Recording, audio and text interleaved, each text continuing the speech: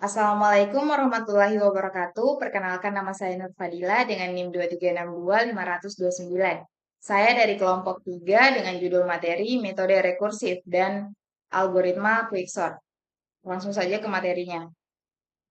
Di sini ada apa sih metode rekursif itu? Jadi rekursif adalah metode pemrograman di mana suatu fungsi memanggil dirinya sendiri untuk menyelesaikan masalah yang lebih kecil dari masalah awal. Jadi sederhananya seperti ini.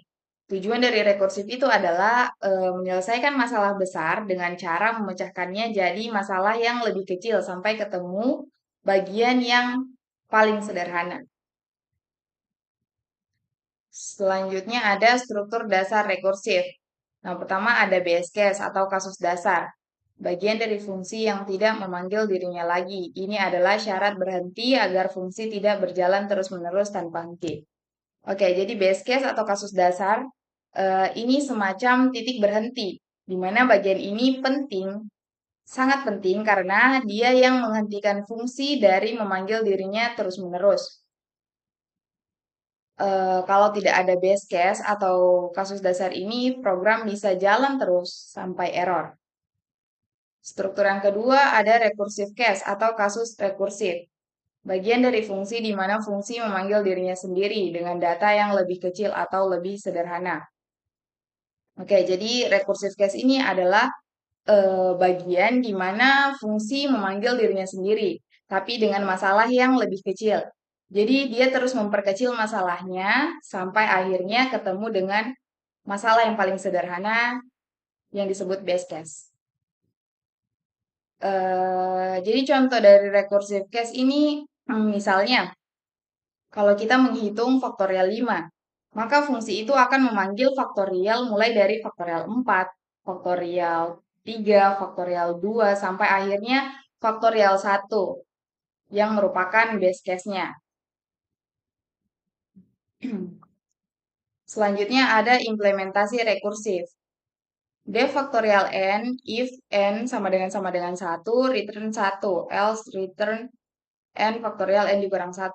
Jadi maksudnya adalah jika nilai n-nya sama dengan 1, maka langsung return 1. Jadi jika nilai n-nya sama dengan 1, maka langsung dikembalikan nilainya, yaitu 1. Seperti itu. Selanjutnya ada quicksort. Quicksort adalah algoritma pengurutan atau sorting yang sangat populer dan efisien. Quicksort menggunakan pendekatan divide and conquer, bagi dan taklukan untuk mengurutkan data. Oke, jadi quicksort ini adalah cara mengurutkan data seperti angka atau huruf yang sangat cepat dan efisien. Jadi quicksort itu bekerja dengan cara memilih satu angka sebagai poros atau yang biasa disebut pivot.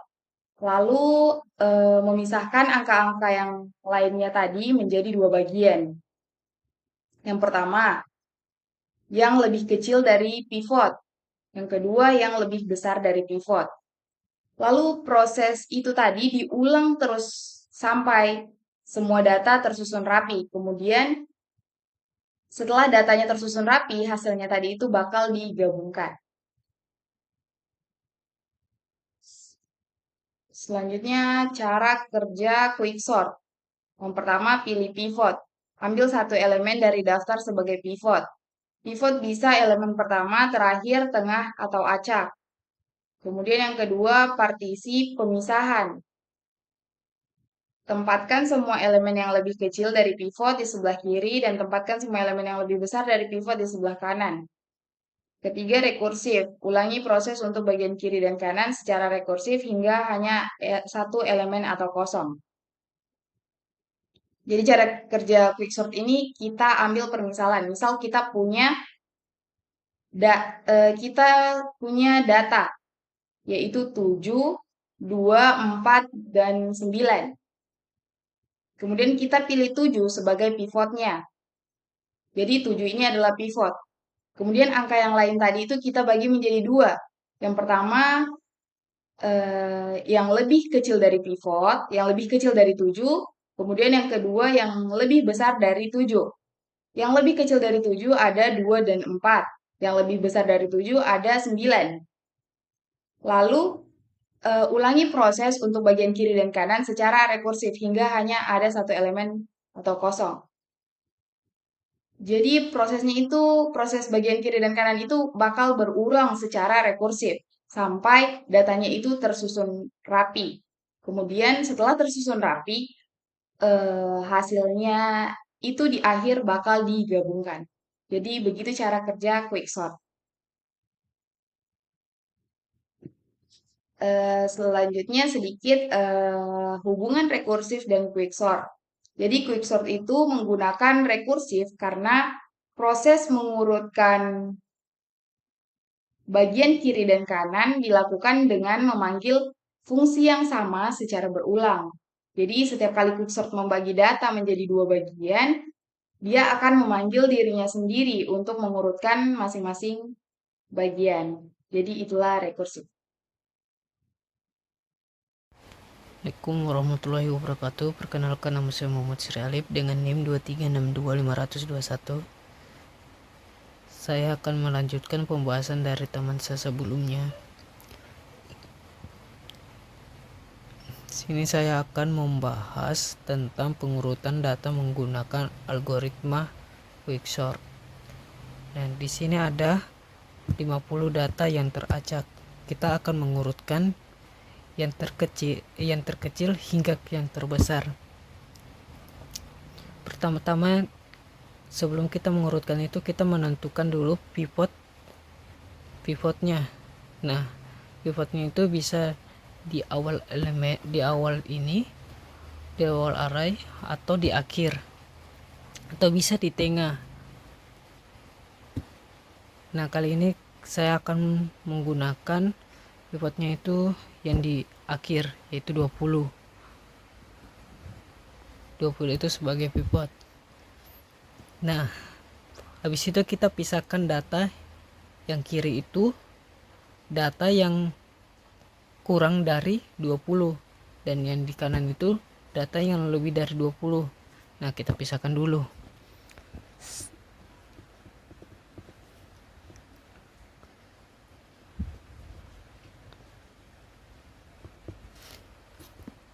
Nah, yang angka kurang dari 20 itu ada 12, 3, 18, 8, 10,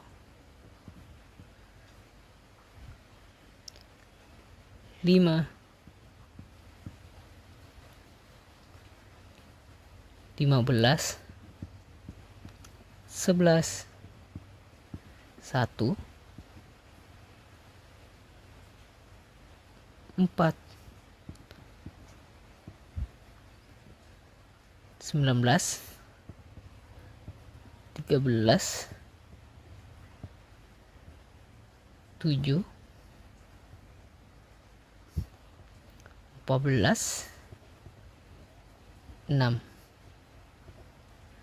Terus yang di kanan itu angka yang lebih dari 20, yaitu 34,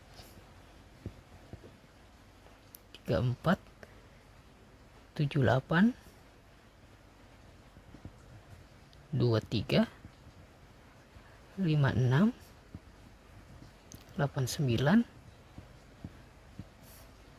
45, 67, 29, 91, 39, 50, 73,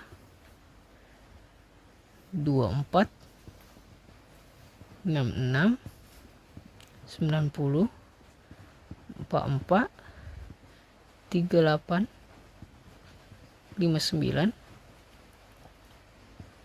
77, 25, 62, 40, 31, 87, 99, 96, 27, 32, 70, 44, 70, 85, Siapa yang bahasa 85,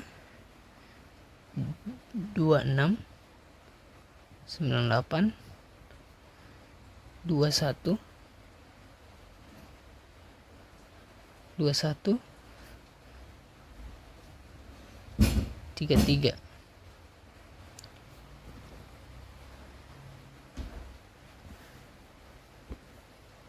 Terus setelah kita dapat, maka hasilnya itu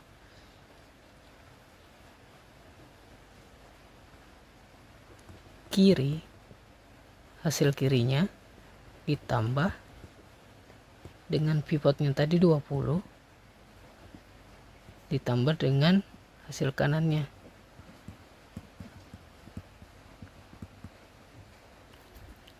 Nah, setelah itu kita mencari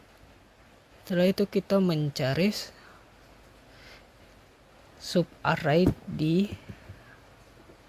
bagian kiri ini. Caranya itu sama seperti tadi. Kita menentukan pivotnya dulu. Nah, kita mau pakai pivot yang mana? Nah, di sini kita akan memakai pivot 6. Kita pisahkan dulu datanya yang kayak tadi. 6. Kita pisahkan kayak tadi, yang kiri itu yang kurang dari 6.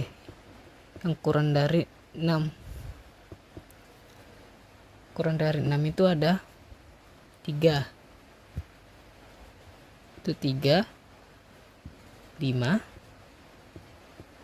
1, 4.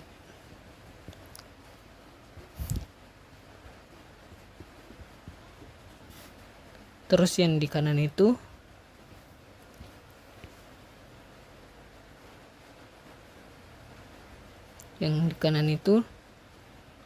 angka yang lebih dari 6, yaitu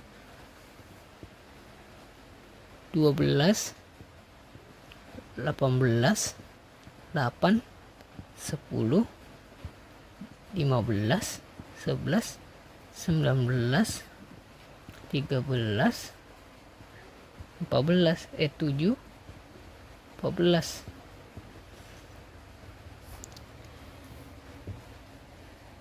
Habis itu kita akan memisahkan yang sebelah kanan juga. Kita pisahkan kayak tadi. Nah, kita menentukan pivotnya dulu. Pivotnya itu kita mau ambil angka 33 sebagai pivot. Caranya sama seperti tadi, kita pisahkan dulu yang kiri itu kurang dari 33. Ya. Yang nilai yang kurang dari 33 itu ada 23, 29,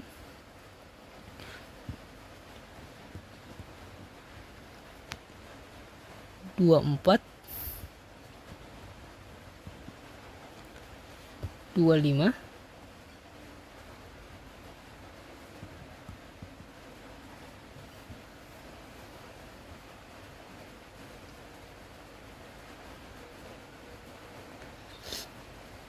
27,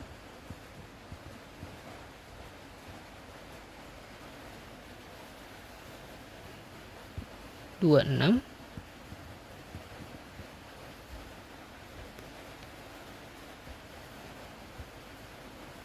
21, 31,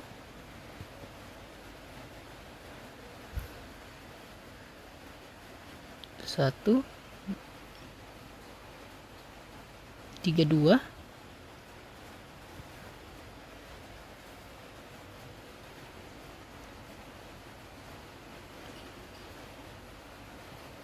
sama 32.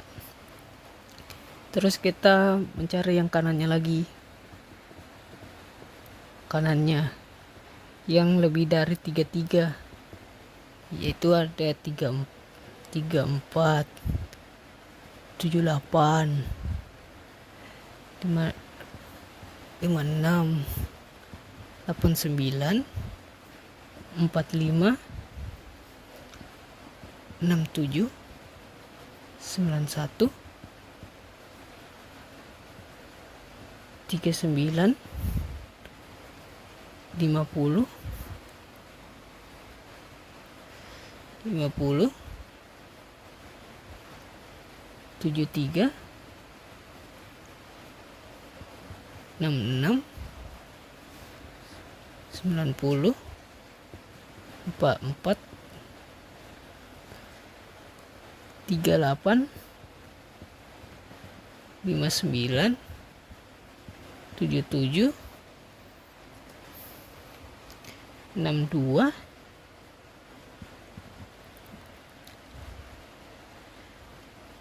40, 70, 85, 87, 99, 96, 98.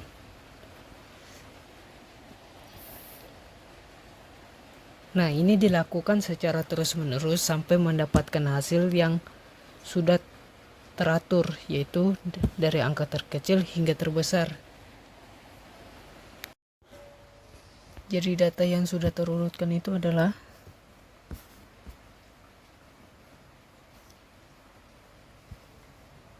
satu,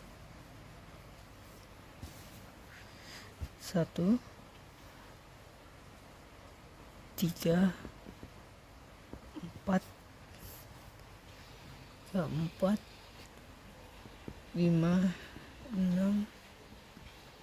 7, 8, 9, 10,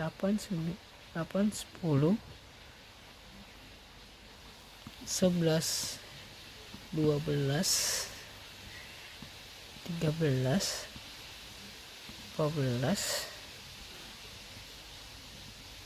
15, 18, 19, 20, 21, 22, 21, 23, 24, 25, 26, 27, 29, 31, 32, 33, 34, 38, 39, 40, 40, 44, 45, 50, 56, 59, 62, 66, 67, 70, 73, 77, 78, 78, 85, 87, 89, 90, 91, 96, 98, 99. Sekian dan terima kasih. Assalamualaikum warahmatullahi wabarakatuh. Perkenalkan, nama saya Ainun Mardiah dengan NIM 23625007. Nah, di sini tugas saya adalah untuk melanjutkan penjelasan dari teman saya. Nah, saya di sini untuk menjelaskan quickshort ini dalam sebuah pemrograman. Nah, lebih tepatnya pemrograman Python. Kenapa pemrograman Python? Karena saya sudah terbiasa dengan Python. Nah, oke.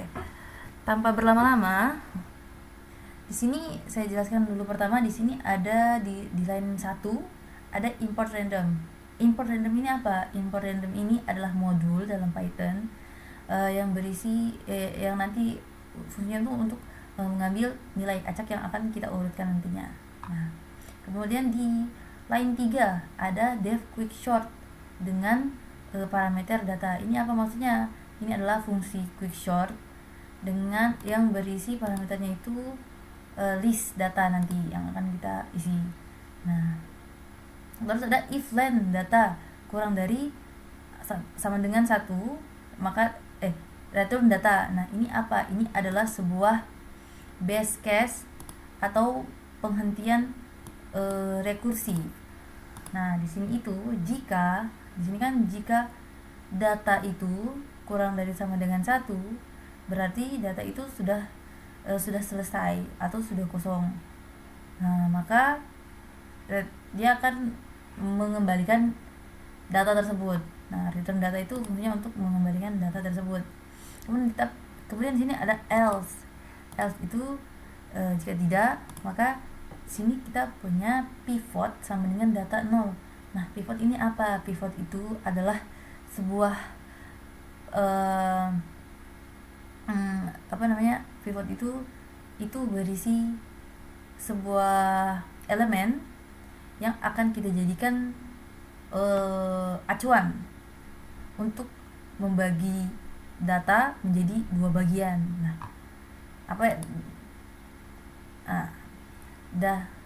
dua bagian yang saya maksud di sini adalah left dan right.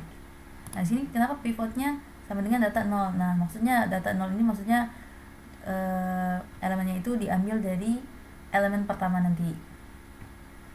Pivot itu adalah diambil dari elemen pertama gitu maksudnya dalam data itu. Nah, di sini ada variable left. Variable left itu saya sebut dulu ya. Variable left sama dengan x for x in data parameter 1 banding if x kurang dari sama dengan pivot. Nah, ini apa sih fungsinya? Nah, x in data 1 x for x in data 1 ini maksudnya dia akan mengakses semua elemen dalam data itu kecuali si pivot itu. Jadi dia akan mengecek semua nilai semua elemen dari data kecuali pivot. Tapi jika x-nya itu kurang dari sama dengan pivot, jadi hanya elemen yang bernilai kurang dari atau sama dengan pivot saja yang akan dimasukkan ke dalam variable left ini. Nah, kemudian ada variable right. Nah, variable right itu sama isinya tadi, x for x in data 1 banding dengan parameter 1 banding. Ini fungsinya sama untuk mengakses semua untuk mengakses semua elemen dari data itu kecuali si pivotnya. Nah, itu. Namun di sini jika x-nya itu lebih besar dari pivot. Nah, jika elemen itu mempunyai nilai yang lebih besar dari pivot, maka dia akan ditaruh ke dalam variable right ini. Nah, kemudian di bawahnya ada return quick sort left plus pivot plus quick sort right. Nah, ini apa? Ini adalah untuk mengembalikan fungsi dari quick sort left dan quick sort right yang di tengah-tengahnya itu ada pivot. Quick sort left itu kan nilai kan elemen yang nilainya itu lebih kecil atau sama dengan pivot. Jadi dia akan ditaruh di left, di bagian kiri. Atau karena dia kecil, maka dia ditaruh paling pertama, bagian kiri kan paling pertama. Terus plus pivot. Nah, pivot itu ditaruh di tengah karena dia itu jadi acuan gitu. Jadi ditaruh di tengah. Terus tambah quick sort right. Right itu kan berisi elemen yang lebih besar dari pivot. Nah, jadi dia ditaruh setelah pivot. Karena dia lebih besar nilainya tuh, jadi dia akan ditaruh di setelah pivot di sebelah kanan. Jadi dia nanti akan terurut dari kiri ke kanan gitu. Di tengah-tengahnya baru pivotnya, seperti itu. Semoga teman-teman mengerti ya apa yang saya maksud. Nanti dia modelnya bagaimana. Nah, terus di sini ada variabel random data yang berisi random titik randit 1 sampai dalam kurung 1 sampai 100. Nah, ini yang saya maksud dari modul random itu. Titik randit ini maksudnya random titik randit 1 sampai 100 itu tadi maksudnya dia akan mengambil nilai acak, mengambil data acak yang berisi elemen-elemen dari 1 sampai 100, tapi dia acak. Nah, dia acak. Tapi elemennya dari 1 sampai 100 for in range 50. Nah, for in range 50 ini maksudnya apa? Maksudnya for in range 50 ini data yang kita ambil itu hanya batasnya itu hanya 50 saja.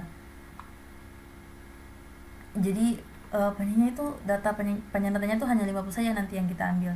Jadi dari 1 sampai 100 itu elemen-elemennya yang kita ambil itu hanya sampai 50 saja data nanti yang tersedia. Semoga teman-teman paham ya. Maksudnya dia elemen acak itu dia teracak, jadi dia akan betul-betul random, di depannya entah nilai paling besar atau paling kecil duluan. Nah, tapi dia itu batasnya sampai 50 data saja begitu. Seperti itu. Nah, terus di sini ada perintah. Semoga tentang random random ini bisa dipahami. Ya, kalau tidak dipaham bisa ditanyakan di kolom komentar teman-teman. Terus ada selanjutnya kita beralih ke print ini. Print itu perintah untuk memunculkan. Nah, di sini ada print data sebelum diurutkan. Nah, ini ya maksudnya untuk cuman kata-kata saja nanti yang keluar ini data sebelum diurutkan gitu. Terus ada print random data. Random data ini adalah kan sebuah variabel yang berisi angka acak tadi dari random titik randit itu dari ya itulah. Pokoknya nanti dia itu berisi data acak yang belum diurutkan nantinya dari random data ini kan dari variabel random data ini yang berisi random titik randit 1 sampai 100 ini yang for in range-nya 50. Nah, nanti random data itu yang munculnya itu adalah nilai-nilai acak dari 1 sampai 100 yang batasnya itu cuma 50 data saja begitu maksudnya. Begitu. Selanjutnya di sini ada shorted data quick short. Shorted data ini sama variabel juga, tapi dia berisi fungsi quick short yang parameternya itu berisi variabel random data. Nah, disinilah fungsi quickshort itu dijalankan jadi quickshort itu untuk jadi nanti suatu data itu variabel yang berisi elemen-elemen dari data yang sudah terurutkan dengan fungsi quickshort ini. Nah, random data ini kan dari variabel random data tadi itu kan yang berisi nilai-nilai acak itu data-data yang berisi nilai acak. Nah, seperti itu. Kemudian ada perintah print data setelah diurutkan. Ini juga nanti keluarnya kata-kata saja sih. Print data setelah diurutkan gitu. Terus kemudian di bawahnya ada print sorted data. Nah, ini tuh perintah untuk memunculkan sorted data itu. Sorted data itu kan variabel yang berisi fungsi quickshort, yang berisi fungsi untuk setelah diurutkan nanti. Jadi print sorted data ini nanti isinya itu adalah nilai-nilai yang sudah diurutkan. Untuk lebih jelasnya saya akan jalankan kodenya ini. Nah, ini begini dia hasilnya. Ini ada data sebelum diurutkan. Nah, sini kan yang terus kemudian di bawahnya ada print random data. Nah, ini random datanya teman-teman. Ini adalah data-data yang acak yang belum diurutkan. Tuh, yang berisi dari itulah pokoknya yang isinya tuh dari variabel random data itu kan yang berisi nilai acak itu random titik randit itu. Nah, terus kemudian di bawahnya ada print sorted data ini. Nah, ini dia hasilnya teman-teman. Sorted data yang telah diurutkan. Ini isinya dari perintah sorted data ini yang merupakan variabel yang berisi perintah quickshort yang telah mengurutkan random data itu. Random data itu adalah data yang berisi elemen-elemen acak itu tadi. Nah, hasilnya seperti ini. Sudah terurutkan. Dia benar-benar acak nomornya. benar-benar tidak benar-benar acak bisa double, bisa juga dengan nilai yang paling besar, tapi ya memang, tapi batasnya itu cuma sampai 50 teman-teman, datanya ini tuh. Kalau kita hitung ya, misalnya kita hitung sesuatu ini kebetulan hanya sampai 50 data saja, karena kan tadi di sini ada for in range 50. Nah, itu fungsinya membataskan semua data itu hanya sampai 50 saja, membataskan semua elemen itu hanya sampai 50 saja datanya, seperti itu. Nah, dengan ini maka berakhirlah sudah penjelasan saya tentang Quickshot. Jadi lebih dan kurangnya mohon dimaafkan. Saya akhiri. Assalamualaikum warahmatullahi wabarakatuh.